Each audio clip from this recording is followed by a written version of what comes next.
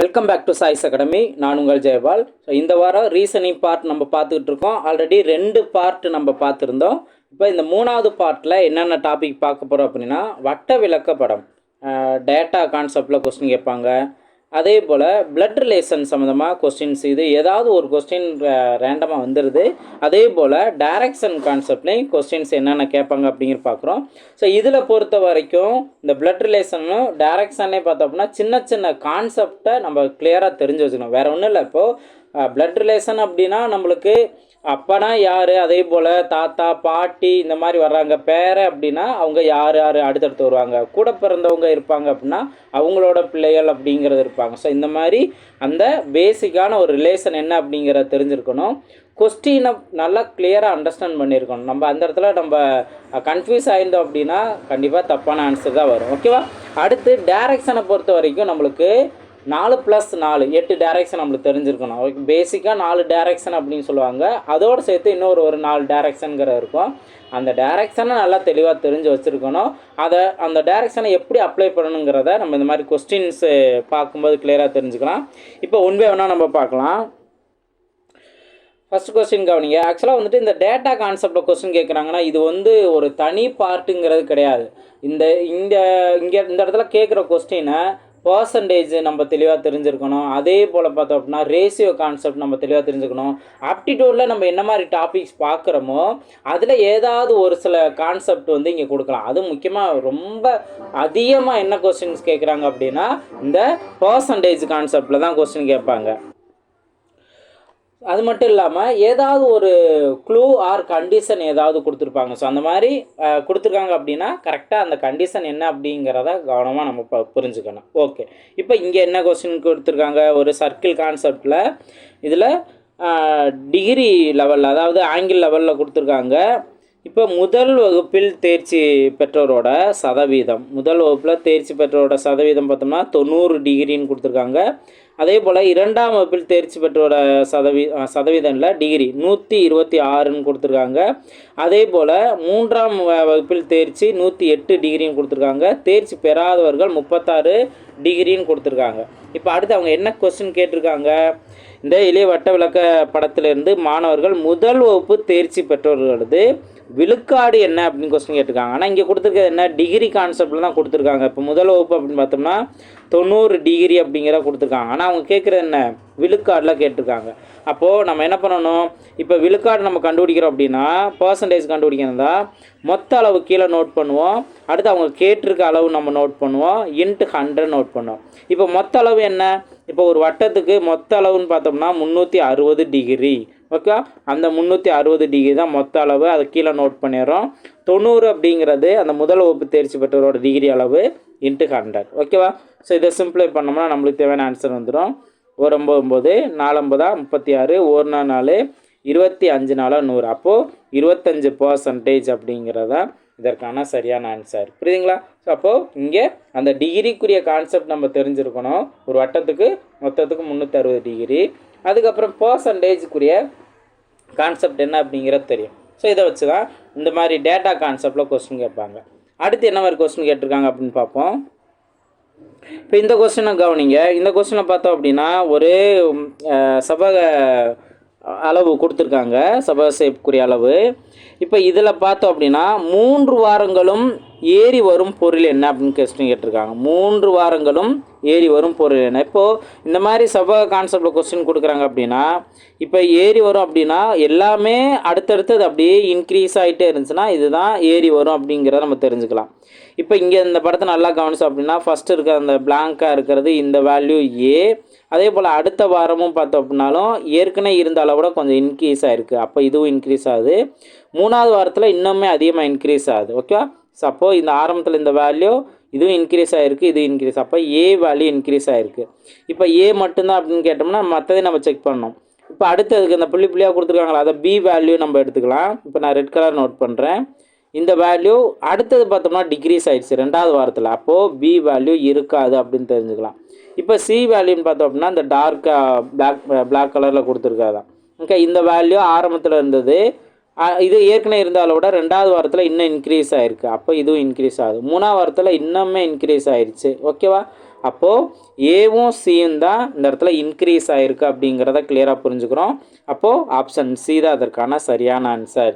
புரியுதுங்களா? ஸோ இந்த மாதிரி டேட்டா கான்செப்டில் கொடுக்குறாங்கன்னா ஆன் த ஸ்பாட்டில் அந்த டேட்டாஸை கரெக்டாக புரிஞ்சுருக்கணும்.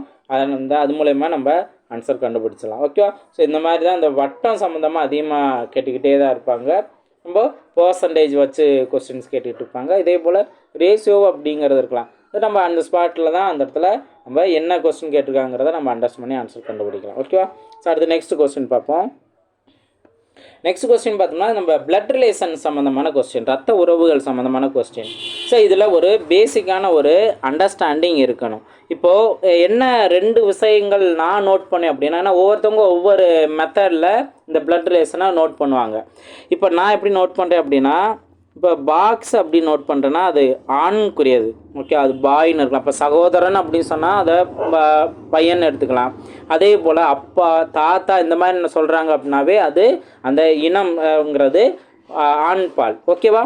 ஸோ அதே போல் வட்டத்தில் நான் மென்ஷன் பண்ணுறது பெண்குரியதை நான் நோட் பண்ணுறேன். இப்போ அம்மா, தங்கை இந்த மாதிரி நோட் பண்ணுவாங்க. ஓகேவா? சித்தி இந்த மாதிரி சம்திங் எப்படி. ஓகேவா? சப்போ அந்த லேடிஸை மென்ஷன் பண்ணுறத நான் இந்த மாதிரி ரவுண்டில் நோட் பண்ணுறேன். இது ஒரு சின்ன ஒரு க்ளூ தான். ஓகே, இதை ஏன் சார் இதை நோட் பண்ணாமலே நம்மளால் நோட் பண்ண முடியாது அப்படின்னா, இப்போ வேறு ஒன்றும் இல்லை, லாஸ்ட்டில் வந்து ஒரு தாத்தாவா ஆர் பாட்டியா அப்படின்னு கேட்பாங்க. அப்போ ஆனா பெண்ணான்னு தெரிஞ்சிருந்தால் மட்டும்தான் நம்மளுக்கு தாத்தாவா அல்லது பாட்டியா அப்படிங்கிறத நம்மளால் சூஸ் பண்ண முடியும். ஸோ அதுக்காக தான் இந்த ஆனா பெண்ணா அப்படிங்கிறத கரெக்டாக ஒரு க்ளூ வச்சுக்கணும். ஓகே, நீங்கள் வேறு இது ப்ளஸ் மைனஸ் கூட யூஸ் பண்ணுவாங்க, வேறு சம்திங் எப்படி வேணால் அந்த இடத்துல நோட் பண்ணுவாங்க. ஆனால் நீங்கள் ஒரு அடையாளம் வச்சுக்கணும். ஆணுக்குரியதுக்குன்னு ஏதாவது ஒரு அடையாளம், பெண்ணுக்குரியதுக்குன்னு ஏதாவது ஒரு அடையாளம் நீங்கள் வச்சுக்கணும். ஓகேவா? இன்னும் போக போக நம்ம பேங்கிங் எக்ஸாம்னு பார்த்தோம்னா, அதுவும் இல்லாமல் இப்போ மெயின் எக்ஸாம்லேயே பார்த்தோம்னா நிறையா ரீசனிங் கான்செப்டில் கொஸ்டின்ஸ் வந்துருச்சு, நம்ம டாபிக் வந்துருச்சு. அப்போது இந்த மாதிரிலாம் நிறையா க்ளூ வச்சு கொஸ்டின்ஸ் கேட்பாங்க. அப்போ நம்ம மிஸ்டேக் இல்லாமல் கவனமாக ஒரே ஸ்டெப்லேயே நம்ம ஆன்சர் கண்டுபிடிக்கலாம். ஓகேவா? நம்ம அது கரெக்டாக தப்பா அப்படின்ட்டு ஒரு 2 தடவைக்கு நம்ம செக் பண்ணி அந்த இடத்துல டைம் வேஸ்ட் பண்ண தேவையில்லை. ஓகேவா? ரைட், இது ஒன்று தெரிஞ்சுக்கிறோம். இப்போ அடுத்த சிம்பிள் நான் என்ன நோட் பண்ணேன் அப்படின்னா, இப்போது சகோதரன் அந்த மாதிரி சகோதரரோ அல்லது சகோதரி இந்த மாதிரி மென்ஷன் பண்ணாங்கன்னா, இந்த மாதிரி நான் 6 மார்க்கு இப்படி நோட் பண்ணேன். ஸோ இவங்களுக்கு அடுத்து இவங்களும் பிறந்திருக்காங்க, அப்போ சகோதரர்கள் அப்படிங்கிற மாதிரி நான் இந்த 6 மார்க் யூஸ் பண்ணேன்.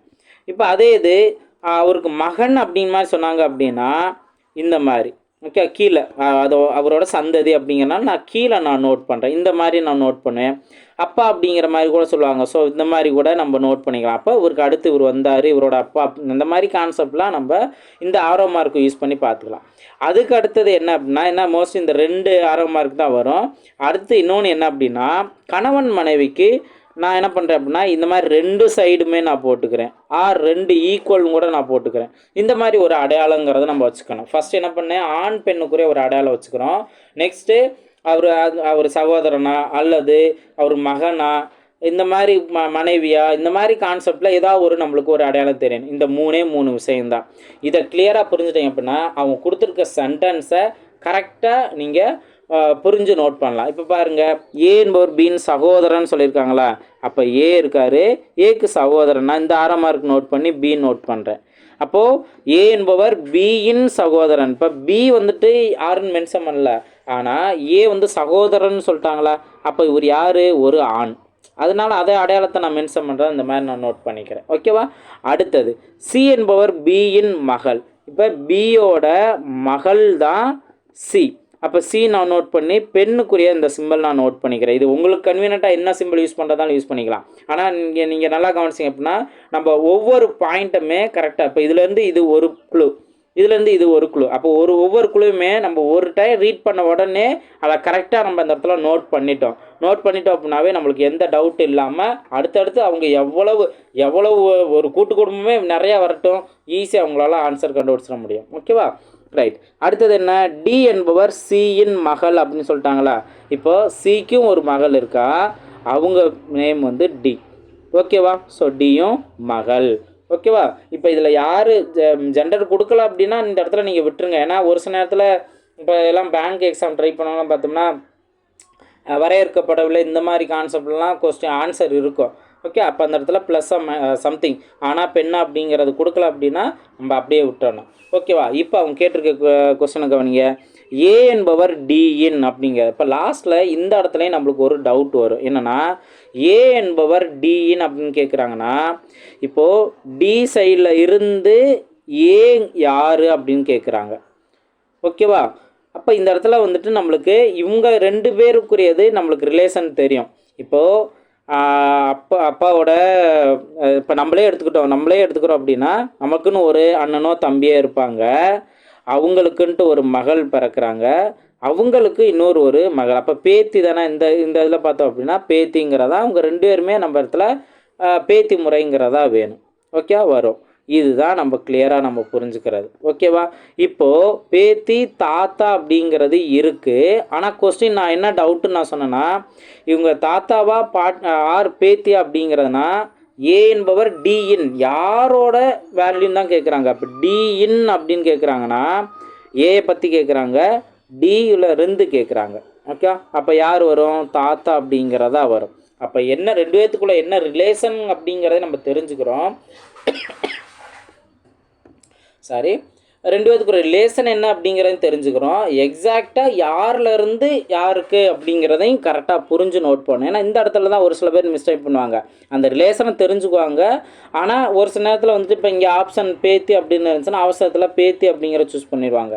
இப்போ டி ஏ என்பவர் டிக்கு யார் அதுதான் வந்துட்டு கொஸ்டின் கேட்டிருக்காங்க. அப்போ ஏ பற்றி தான் கேட்டிருக்காங்க, டி மூலயமா கேட்டிருக்காங்க. ஓகே. அதே இது சியில் இருந்து ஏ அப்படின்னு பார்த்தோம் அப்படின்னா ஒரு அப்பா கான்செப்டே நம்ம சொல்லிக்கலாம். ஓகே. ஸோ இந்த மாதிரி தான் நம்ம பிளட் ரிலேஷனில் நல்லா தெரிஞ்சுக்க வேண்டியது இந்த பாயிண்ட்ஸே தான். இதை கிளியராக புரிஞ்சுட்டோம் அப்படின்னாவே போதும். இதை ஒன்ஸ் நம்ம டிஃப்ரெண்ட் கொஸ்டின்ஸை ப்ராக்டிஸ் பண்ண நம்மளுக்கு குயிக்காக நம்மளால் ஐடென்டிஃபை பண்ண முடியும் என்ன ரிலேஷன் கேட்குறாங்க அப்படிங்கிறது. ஓகேவா? ஸோ நெக்ஸ்ட் கொஸ்டின் பார்ப்போம். இந்த கொஸ்டின் கவனிங்க. ஏ என்பவர் பியின் சகோதரி அப்படின்னு மென்ஷன் பண்ணுறாங்க. இப்போ கரெக்டாக நம்ம அந்த சிம்பிள்ஸு இதெல்லாம் எப்படி நோட் பண்ணணும் அப்படின்னு தெரிஞ்சுட்டோம் அப்படின்னா ஒரு டைம் ரீட் பண்ணும்போதே கரெக்டாக நோட் பண்ணிடணும். ஏ என்பவர் பியின் சகோதரி அப்படின்னு சொல்லிட்டாங்க. இப்போ ஏ பி அப்படிங்கிற 2 பேர் இருக்காங்க. அதில் ஏங்கிறவர் யார்? பியோட சகோதரி. அப்போ சகோதரிக்கு சிம்பிள் நான் நோட் பண்ணிட்டேன்னா அடுத்து சி என்பவர் பியின் மகன். ஓகே. ஸோ இப்போ பியோட மகன் தான் சி. ஓகே. ஸோ இங்கே நோட் பண்ணிடுறேன். அடுத்தது டி என்பவர் சியின் மகள். அப்போது சிக்குரிய மகள் தான் இந்த இடத்துல டி அப்படின்னு கொடுத்துருக்காங்க. இப்போ என்ன கேட்டிருக்காங்க? டி என்பவர் ஏயின் அப்படின்னு கேட்குறாங்க. இப்போ அப்படியே ஆப்போசிட். புரியுதுங்களா? ஸோ இப்போ டி என்பவர் இவர் தான் கேட்குறாங்க. யார் மூலயமா கேட்குறாங்க? ஏ மூலயமா கேட்குறாங்க. அப்போது நம்மளுக்கு ஆல்ரெடி நம்ம பார்த்த மாதிரி தான் இது பாட்டி.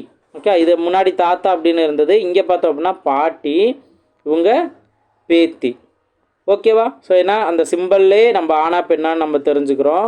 அதுக்கு அடுத்தது அவங்க அடுத்தடுத்த ஜென்ரேஷன் அப்படிங்கிறத தெரிஞ்சுக்கிறோம். அப்போ பேத்தி அப்படிங்கிறத அதற்கான சரியான ஆன்சர். புரியுதுங்களா? ஸோ இந்த மாதிரி பிளட் ரிலேஷனில் நிறையா பேர் கன்ஃபியூஸ் ஆகிட்டே இருப்பாங்க. இந்த சிம்பிள் எப்படி யூஸ் பண்ணணும் அப்படிங்கிறத தெரிஞ்சுட்டாங்க அப்படின்னா அழகாக அவங்களால எந்த கன்ஃபியூஷன் இல்லாமல் பார்த்த செகண்ட்ஸ்லேயே அடுத்தடுத்த சின்ன ட்ரிக்ஸை யூஸ் பண்ணி ஆன்சர் கண்டுபிடிச்சிடலாம். இப்போ நெக்ஸ்ட் இதுலேயே வேறு ஒரு கேட்டகரி கேட்பாங்க. என்ன கேட்டகரிங்கிறத பார்ப்போம்.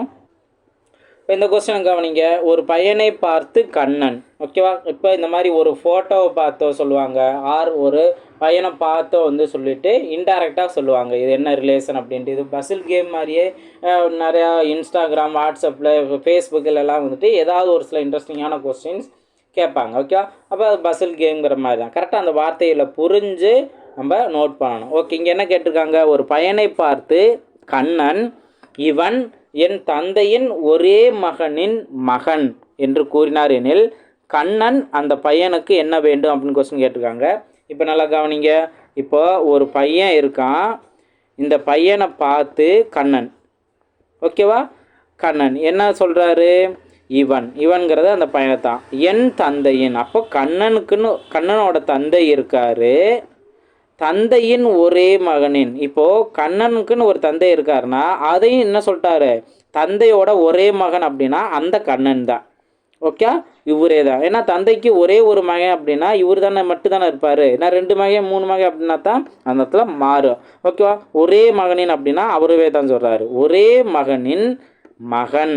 ஓகே, அப்போ இவரோட மகன் தான் இந்த பாக்ஸு. ஓகேவா, புரியுதுங்களா? இவர் தான் அந்த, அப்போ என்னோடய பையன்தான் அப்படிங்கிறத நேரடியாக சொல்லாமல் இந்த மாதிரி சொல்கிறாரு. ஓகேவா, கேட்க வந்தவர் புரிஞ்சிருப்பாரா கன்ஃபியூஸ் ஆகிருப்பாரான்னு தெரில. ரைட், ஓகேவா. ஸோ அப்போ புரியுதுங்களா? அந்த வார்த்தையை கரெக்டாக புரிஞ்சுட்டோம் அப்படின்னாவே ஈஸியாக கன்ஃபியூஷன் எல்லாம் பார்த்துக்கலாம். இந்த மாதிரி கொஸ்டினுக்கு நீங்கள் ஒரு தடவைக்கு 2 தடவை நல்லா நிதானமாக யோசித்துட்டு இந்த மாதிரி ஆன்சர் கண்டுபிடிக்கணும். ஓகேவா, ரைட். அப்போது இங்கே அந்த பையனுக்கு என்ன வேணும்னு சொல்லிட்டாங்களா, கண்ணன். அப்போ அந்த பையனுக்கு யார் வேணும்? அப்பா தானே, தந்தை. ஓகேவா. ஸோ அப்போது ஆப்ஷன் டி தான் அதற்கான சரியான ஆன்சர். புரியுதுங்களா? இந்த மாதிரி ஒரு ஃபோட்டோ பார்த்தோ ஒரு ரிலேஷன் வர்றாங்க ஒரு ஃபங்க்ஷனில் பார்த்துட்டு கூட சொல்லலாம். ஓகேவா, இந்த மாதிரி நிறையா கான்செப்டில் ரொம்ப இன்ட்ரெஸ்டிங்காக யோசிக்கிற அளவுக்கு கன்ஃபியூஸ் பண்ணணுன்னு அந்த இடத்துல கொடுப்பாங்க. நம்ம அதை இன்ட்ரெஸ்ட்டாக பார்த்துட்டோம் அப்படின்னாவே ஆன்சர் கண்டுபிடிச்சிடலாம். ஓகே, நெக்ஸ்ட் கொஸ்டின் பார்ப்போம். இந்த கொஸ்டின் கவனிங்க, டைரக்ஷன் சம்மந்தமாக கொஸ்டின் கேட்பாங்க. ஓகேவா, இப்போ இங்கே கவனிங்க, ராணி தெற்கு திசையில் 20 மீட்டர் நடக்கிறாள். ஸோ இந்த கொஸ்டினை பார்க்குறதுக்கு முன்னாடி டைரக்ஷன் என்னென்ன அப்படிங்கிறத கரெக்டாக தெரிஞ்சுக்கணும். இப்போ நம்ம ஒரு பேப்பரில் நம்ம நோட் பண்ணுறோம் அப்படின்னா டைரக்ஷன் ஃபஸ்ட்டு இந்த இடத்துல 4 டைரக்ஷன் நம்ம நோட் பண்ணுவோம். கிழக்குங்கிறது இந்த சைட்லேருந்து ஆரம்பிப்போம். இதுக்கு ஆப்போசிட்டாக இருக்கிறது மேற்குன்னு சொல்லுவோம். மேலே இருக்கிறத வடக்குன்னு சொல்லி கீழே இருக்கிறத தெற்குன்னு சொல்லுவோம். ஓகேவா, இதுதான். இப்போது இங்கே பார்த்தோம் அப்படின்னா இந்த டைரக்ஷனுங்கிறது வடகிழக்கு. ஓகேவா, இந்த டைரக்ஷன் பார்த்தோம்னா வடமேற்கு. அதே போல் கீழே இருக்க இந்த டைரக்ஷன் பார்த்தோம் அப்படின்னா தென்மேற்கு, இது தென்கிழக்கு. இதுதான் அந்த 8 டைரக்ஷன். ஃபஸ்ட்டு 4 டைரக்ஷனை கரெக்டாக நோட் பண்ணிடணும். அடுத்த ரிமைனிங் 4 டைரக்ஷன் அவங்க கேட்குற கொஸ்டினை பொறுத்து அதை நோட் பண்ணணுமா வேணாமா அப்படிங்கிற பார்த்துக்கலாம். ரைட், இப்போ இங்கே கொஸ்டினை கவனிங்க. இனி நம்ம ஒன்றா இந்த டைரக்ஷன் தெரிஞ்சிருச்சு அப்படின்னா ஒவ்வொரு பாயிண்ட்டாக நம்ம நோட் பண்ண அப்படியே நம்ம ஒரு சார்ட் நம்ம நோட் பண்ணிகிட்டே வரணும். இப்போ ஃபஸ்ட்டு கவனிங்க, ராணி தெற்கு திசையில் 20 மீட்டர் நடக்கிறாள். ஓகே, இப்போ தெற்கு திசை அப்படின்னா கீழ் நோக்கி தானே. ஸோ அப்போது இந்த கீழ் நோக்கி நோட் பண்ணுறத நான் 20 மீட்டரா, ஓகே 20 மீட்டர் நோட் பண்ணுறேன். உடனே இடப்புறமாக திரும்பி, இப்போ இந்த மாதிரி டவுன்வர்ட் டைரக்ஷனில் இருக்குது அப்படின்னா இதுதான் லெஃப்ட்டு, இது ரைட்டு. இதை நீங்கள் கரெக்டாக புரிஞ்சுக்கணும். இது லெஃப்ட்டு, இது ரைட்டு. ஓகேவா, டைரக்ஷன் என்ன தெரிஞ்சிருக்கணும். ஒவ்வொரு டைரக்ஷனில் போகிறோம் அப்படின்னா இப்போ இந்த மாதிரி கிழக்கு சைடு போனோம் அப்படின்னா இதுதான் லெஃப்ட்டு, இது ரைட்டு. ஓகேவா, அதே இது வடக்கு சைடு போகிறோம் அப்படின்னா இது லெஃப்ட்டு, இது ரைட்டு. அதே இது தெற்கு சைடு போகிறோம் அப்படின்னா இது லெஃப்ட்டு, இது ரைட்டு. அப்படியே மாறும். ஓகே, இது தெற்கு சைடு போகிறோம் அப்படின்னா இப்போ இது மேற்கு சைடு போகிறோமா, இது தெற்கு சைடு போகிறோம் அப்படின்னா இது ரைட்டு, இது லெஃப்ட்டு. ஓகே, புரியுதா? ஸோ அந்த மாதிரி எந்த டைரக்ஷனில் போகிறாங்களோ அதை பொறுத்து எது லெஃப்ட்டு ரைட்டு அப்படிங்கிறதும் தெரிஞ்சுக்கணும். ஓகே, அந்த 2 கான்செப்ட்டு கிளியராக தெரிஞ்சுக்கிட்டோம் அப்படின்னாவே டைரக்ஷனில் என்ன கொஸ்டின் கேட்டாலும் ஈஸியாக ஆன்சர் கண்டுபிடிச்சிட முடியும். ஓகேவா, இப்போ இங்கே என்ன பண்ணியிருக்காங்க, தெற்கு திசையில் 20 மீட்டர் போயிருக்காங்க. உடனே இடப்புறமாக, அப்போ இடப்புறம் அப்படின்னா இந்த டைரக்ஷன் தான். இடப்புறமாக 40 மீட்டர். ஃபஸ்ட்டு இது கீழே திசையை சொன்னாங்க, அதுக்கப்புறம் இடப்புறம்னு சொல்லிட்டாங்க. அதுக்கடுத்து என்ன, திரும்பவும் வலப்புறமாக. இப்போ இந்த டைரக்ஷனில் போனோம் அப்படின்னா இது லெஃப்ட்டு, இது ரைட்டு. ஓகேவா, அப்போ இந்த சைடு தான் வலப்புறமாக எவ்வளோ மீட்டரு, 30 மீட்டர் போகிறாங்க. போயிட்டு திரும்பவும் வலப்புறமாக, அப்போ இந்த டைரக்ஷனில் போகிறோம் அப்படின்னா இது லெஃப்ட், இது ரைட்டு தானே. இந்த டைரக்ஷனில் தான் அவங்க ரிட்டர்ன் திரும்பி இருப்பாங்க. திரும்பி எத்தனை மீட்டர் போகிறாங்க, 40 மீட்டர். அப்போது இந்த பாயிண்ட்டுங்கிறதான் எண்டிங் பாயிண்ட்டு, இது ஸ்டார்டிங் பாயிண்ட்டு எண்டிங் பாயிண்ட்டு கரெக்டாக நோட் பண்ணியிருக்கணும். ஓகேவா, ரைட். இவங்க என்ன கேட்குறாங்க, தொடக்கத்திலிருந்து இறுதிக்கான குறைந்தபட்ச தூரத்தை கணக்கிடுன்னு கேட்குறாங்க. இப்போ குறைந்தபட்ச தூரம் அப்படின்னா இதிலேருந்து இது வரைக்கும் போனது 20 மீட்டர். அதுக்கப்புறம் இந்த கேப் தானே இருக்குது. ஏன்னா குறைந்தபட்ச தூரம் அப்படின்னா நம்ம எவ்வளோ தூரம் ரவுண்ட் அடித்தாலாம் பார்க்க தேவையில்ல. ஓகேவா, டேரெக்டாக எண்டிங் பாயிண்ட்டுக்கும் ஸ்டார்டிங் பாயிண்ட் உள்ள டிஸ்டன்ஸு. இப்போ இந்த பாயிண்ட்லேருந்து இந்த பாயிண்ட்னா இதே வேலையை நோட் பண்ணலாம்ல. அப்போ 30 மீட்டர். அப்போ மொத்தத்துக்கு 20 + 30 50 மீட்டர். இதுதான் உங்களுக்கு தேவையான ஆன்சர். புரியுதுங்களா? ஸோ கரெக்டாக அந்த டைரக்ஷன் புரிஞ்சுக்கணும், லெஃப்ட் ரைட் நம்ம தெரிஞ்சுக்கணும். அது தெரிஞ்சிட்டோம்னாவே அவங்க கொடுத்துருக்கிறத வச்சு அழகாக நம்ம ஆன்சர் கண்டுபிடிச்சிடலாம். ஓகே, ஸோ இதுதான் நீங்கள் இந்த மாதிரி டைரக்ஷன் கான்செப்ட் தெரிஞ்சுக்க வேண்டியது. வேறு என்னென்ன கொஸ்டின் கேட்டிருக்காங்கங்கிறத பார்க்கலாம். நெக்ஸ்ட் கொஸ்டின் பாருங்கள், பிக்கு தெற்கில் ஏயும் அப்படின்னு மென்ஷன் பண்ணியிருக்காங்க. இப்போது பி இருக்காங்க, கீழ் நோக்கி இருக்க திசை தானே தெற்கு திசைன்னு சொன்னேன். ஸோ தெற்கில் ஏ இருக்காங்க அப்படிங்கிறத நோட் பண்ணிடுறோம். அடுத்து பிக்கு கிழக்கில் சி இருக்காங்க. ஓகே, பி கிழக்கு அப்படின்னா இந்த சைடு நோட் பண்ணியிருக்கேனா, இதுதான் கிழக்கு சார். அப்போ ஒரு ஆள் இருக்காங்க அப்படின்னா இவங்களுக்கு எது கிழக்கு, எது மேற்கு, எது வடக்கு, எது தெற்கு அப்படிங்கிறத நம்ம இமேஜின் பண்ணிக்கணும். அதுக்கடுத்து இங்கே என்ன கேள்விருக்காங்க, சியை பொறுத்து ஏ எந்த திசையில் இருக்கிறார்.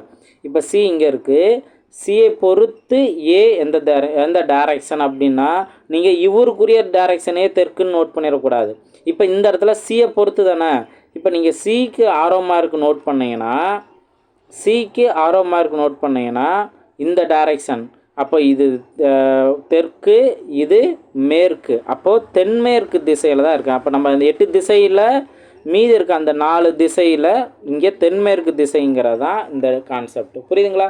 இப்போ ஸ்டார்டிங்கில் அவங்க எங்கெங்கே லொக்கேஷனுங்கிறது பியை பொறுத்து சொன்னாங்க. கேள்வி கேட்டிருக்கு என்ன, சியை பொறுத்து ஏ எந்த திசையில் இருக்கார் அப்படின்னு கொஸ்டின் கேட்டிருக்காங்க. ஸோ இதெல்லாம் கரெக்டாக புரிஞ்சுட்டோம் அப்படின்னா சிம்பிளாக ஆன்சர் கண்டுபிடிச்சிடலாம். புரியுதுங்களா? நெக்ஸ்ட் கொஸ்டின் பார்ப்போம். இந்த கொஸ்டின் பாருங்கள். ஏ என்ற புள்ளியில் இருந்து ராம் வடக்கு பக்கமாக 6 கிலோமீட்டர். இப்போ ஏங்கிற புள்ளி வடக்கு பக்கம் அப்படின்னா மேல் நோக்கி தானே. ஸோ இப்போ மேல் நோக்கி வடக்கு சைடு எத்தனை கிலோமீட்டர், 6 கிலோமீட்டர். பின்பு இடப்பக்கமாக, அப்போது இடப்பக்கம் அப்படின்னா இங்கே இது லெஃப்ட், இது ரைட்டு. இடப்பக்கமாக தான் எத்தனை, இப்போ இது 6 கிலோமீட்டரா, ரைட்டு. அடுத்தது இடப்பக்கமாக திரும்பி 8 கிலோமீட்டர். ஓகே, 8 கிலோமீட்டர் போகிறாங்க. போயிட்டு மீண்டும் இடப்பக்கமாக, அப்போ இந்த டைரெக்ஷனில் அவங்க போகிறாங்க அப்படின்னா எது லெஃப்ட், எது ரைட்டு, இது லெஃப்ட்டு, இது ரைட்டு. எந்த சைடு திரும்புகிறாங்க, இடப்பக்கம். இடப்பக்கமாக திரும்பி எத்தனை கிலோமீட்டர், 12 கிலோமீட்டர் போகிறாங்க. இதுதான் பிங்கிற பாயிண்ட்டு. அவங்க என்ன கேட்டிருக்காங்க, பி என்ற புள்ளியை வந்து அடைந்தால் அவன் நிற்கும் திசை என்ன அப்படின்னு கொஸ்டின் கேட்டிருக்காங்க. இப்போது இந்த டைரெக்ஷனில் லெஃப்ட் எடுத்து இப்படி தான் நிற்கிறாங்க. ஓகேவா? அப்போது இந்த திசை அப்படின்னா கீழ் நோக்கிய திசையா, கீழ் நோக்கிய திசை அப்படின்னா தெற்கு திசை.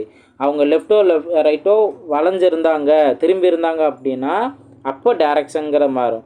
ஒரு வேளை வந்துட்டு இடப்பக்கம் திரும்பினாங்க அப்படின்னா அந்த இடத்துல இந்த டைரக்ஷன் கிழக்கு நோக்கின்னு திரும்பினான்னு வரும். அதே இது வலப்பக்கம் திரும்பியிருந்தாங்கன்னா மேற்கு நோக்கி திரும்பினாங்கன்னு அர்த்தம். ஓகேவா? ஸோ இதெல்லாம் கரெக்டாக அந்த வேர்டிலே கரெக்டாக நம்ம நோட் பண்ணிட்டோம் அப்படின்னாவே ஈஸியாக ஆன்சர் கண்டுபிடிச்சிடலாம். அப்போ தெற்கு சைடு தான் அவர் கீழ் நோக்கி இருந்தார்ல, அப்போது அவர் தெற்கு சைடு தான் இருந்தார், தெற்கு திசை நோக்கி தான் இருந்தார் அப்படிங்கிறத தெரிஞ்சுக்கலாம். ஓகே, ஸோ இந்த மாதிரி தான் இந்த டைரக்ஷன் கான்செப்டில் நம்ம ஏதாவது ஒரு பறவைங்கிறத வச்சு கூட கொடுக்கலாம். ஓகே, சம்திங் மாதிரி தான் காரில் போகிறாங்க அப்படிங்கிற கான்செப்ட் வச்சு கொடுக்கலாம். இந்த மாதிரி கான்செப்டில் எப்படின்னா கொஸ்டின் கேட்பாங்க. நம்மளுக்கு அந்த 8 திசை, அதில் லெஃப்ட்டு ரைட்டு எந்த டைரக்ஷன், இதை கிளியராக தெரிஞ்சாலும் போதும். டைரக்ஷன் கான்செப்டாகவும் என்ன கொஸ்டின் கேட்டாலும் ஆன்சர் கண்டுபிடிச்சலாம். ஓகேவா? ஸோ ரீசனிங் பார்ட்டை பொறுத்த வரைக்கும் கொஸ்டின் ஆன் த ஸ்பாட்டில் நம்ம ஐடென்டிஃபை பண்ணுற மாதிரி அதை அண்டர்ஸ்டாண்ட் பண்ணுறோம் அப்படின்னாவே ஈஸியாக இந்த மாதிரி ட்ரிக்கை மைண்டில் வச்சு கரெக்டாக அண்டர்ஸ்டாண்ட் பண்ணிடலாம். ஓகேவா? ஸோ நல்லா ப்ராக்டிஸ் பண்ணுங்கள். அடுத்த ஒரு பார்ட்டில் மீட் பண்ணலாம். தேங்க்யூ.